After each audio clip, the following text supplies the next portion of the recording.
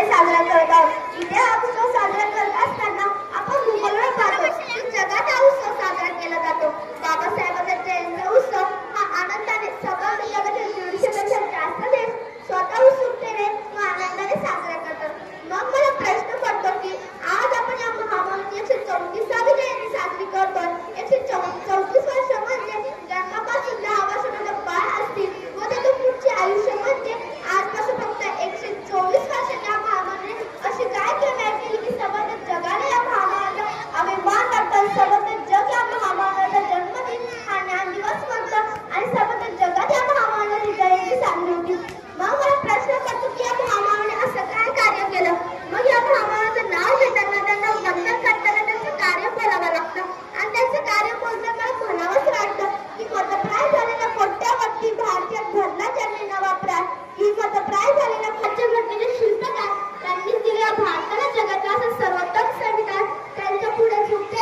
या देशातीलच नव्हे जगातील प्रत्येकाचे मान त्याचा प्रत्येकाचा स्वाभिमान असा विश्वरत्न भारतरत्न डॉक्टर बाबासाहेब आंबेडकरांचा माझा शतशः प्रणाम, माझा शतशः प्रणाम।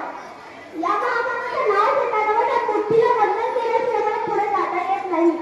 संपूर्ण विश्वाला शांतीचा आणि समाजाचा मध्यम मार्ग दाखवणारे महामानवी तथागत भगवान गौतम बुद्ध, संतांचे आणि समाजाची शिकवण देणारे संत कवी श्री शिक्षक महान क्रांतिवीर महात्मा ज्योतिबा फुले आणि बहुजनांचे नाट्यप्रयोग स्थापित करणारे श्री छत्रपती शिवाजी महाराज, माझे त्यागमूर्ती रमाई, माझे भीमाजी सुभेदार रामजी सुभेदार आणि बहुजनांचे उद्धारक महाप्रज्ञावंत प्रज्ञाशील सबंध भारताच्या गरजेचे श्रीपणार विश्वभूषण भारतरत्न बोधिसत्व परमपुरुष महामानव डॉक्टर बाबासाहेब आंबेडकर या सर्व महामातांना आणि महामातांना मी कोटी कोटी वंदन करते। बंधूंनो, बाबासाहेबांचे विचार हे सर्व क्षेत्रात व्यापले आहेत। त्यांचे कार्य हे सूर्यप्रकाशाचे उजेड, ऊर्जा, बळ आणि प्रेरणा देणारे आहे। सूर्य कधीच भेदभाव करत नाही, तो नदी, नाले, डोंगर, दरी, कडिकापर्यंत जाऊन पोहोचतो। तसेच बाबासाहेबांचे कार्य हे कुठे एका जाती धर्मासाठी किंवा शहरातल्या आणि खेड्याच्या लोकांसाठी नसून तर अखंड भारतीयांना प्रेरणा देणारे आहे। म्हणून त्यांना सर्वव्यापी ही उपमा दिली जाते। अहो, बाबासाहेबांनी आपल्या देशात संविधान लिहिलं। अहो, रात्रंदिवस कष्ट करून सगळ्या जीवाचे राग करून उजव्या हाताकडे डाव्या हातात लिहायचे, डाव्या हाताकडे उजव्या हातात लिहायचे, असे करून 2 वर्ष 11 महिने 18 दिवस याने संविधान लिहिलं। अहो, त्या बाबासाहेबांना भारताची मात्र पुस्तक दिले जात नव्हते। त्या बाबासाहेबांनी एक असं पुस्तक लिहिलं की ज्यावेळेला संपूर्ण भारत देशाचा कारभार चालतोय। म्हणून मला या ठिकाणी म्हणावंच वाटतं, असे होते माझे भीमजी त्यासारखे पुन्हा कोणीच होणार नाही। असे होते माझे भीमजी त्यासारखे पुन्हा कोणीच होणार नाही। स्वतःचा सुख संस्कार सोडून या समाजाला कोणीच पाहणार नाही। अहो, पावाचे तुकडे करून पोट कुणीच बनणार नाही, पोट कुणीच बनणार नाही। तसेच बाबासाहेबांकडे कामगार मंत्री, कायदे मंत्री आणि जलसंपदा मंत्री असे 3 खाते होते। कामगार मंत्री या नाते बाबासाहेबांना सर्वच कामाला फार म्हणून उभारलेले आहे। कारण पूर्वीच्या काळी अधिकारी असो किंवा कर्मचारी असो प्रत्येकाला पण 14 तास काम करावे लागत असेल, परंतु बाबासाहेबांच्या काळात फक्त 8 तास केले। इतकंच काय तर आठवड्याची सुट्टी मिळावी याची तरतुदी केली आणि ती मिळवून सुद्धा दिली। कायदे मंत्री या नाते बाबासाहेबांनी हिंदू कोर्ट या काही संकल्पनेला 56 साली संशोधन मांडली होती। हा हिंदू कोर्ट कुठे जाती धर्माच्या स्त्रियांसाठी नव्हता, तर हा हिंदू कोर्ट अखंड भारत देशातील स्त्रियांसाठी होता। परंतु तरीही या समाजाच्या विरोधामुळे हा कायदा रखडला गेला आणि हा कायदा पास न झाल्यामुळे बाबासाहेबांनी आपल्या कायदे मंत्री पदाचा राजीनामा दिला। जलसंपदा मंत्री या नाते बाबासाहेबांनी 70 वर्षापूर्वी नळी जोडणी या कायद्याची संकल्पना अंमलात आणली, परंतु नेहरू सरकारने बाबासाहेबांच्या विचारांवर दुर्लक्ष केले। अहो, मला सांगा, जर 70 वर्षापूर्वी नळी जोडणी या प्रकल्पाची संकल्पना अंमलात आणली गेली असती तर आज कदाचित 12ही महिने नद्यांना पाणीच पाणी राहिले असते आणि जर आज कदाचित 12ही महिने नद्यांना पाणीच पाणी राहिले असते तर आज कोणत्या शेतकरी आत्महत्या केली असती? हो, आज जे ठिकठिकाणी शेतकऱ्यांचे आंदोलन होते आज कधी त्याची वेळच आली नसती। आणि आपल्या पनोकला आणि मनुस्मृती या नावाच्या ग्रंथाने आपल्या भारत देशातील लोकांची मने विषमतेने पक्की बांधली गेली होती, परंतु बाबासाहेबांनी लोकांच्या मनातली विषमता जाळली। म्हणून मला या ठिकाणी म्हणावंच वाटतं, हजारो वर्षापासून मनामध्ये एक राग होता, मनुस्मृती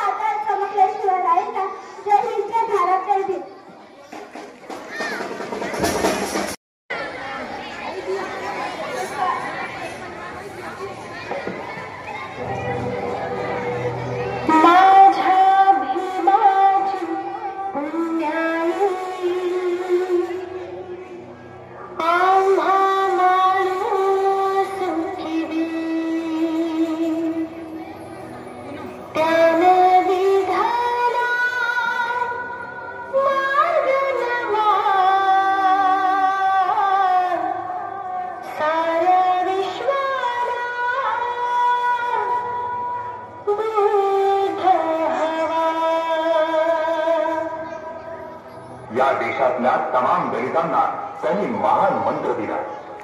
शिका, संघटित व्हा, संघर्ष करा. 100 दिवस शिळी होऊन जगण्यापेक्षा 5 दिवस वाघासारखे जगा.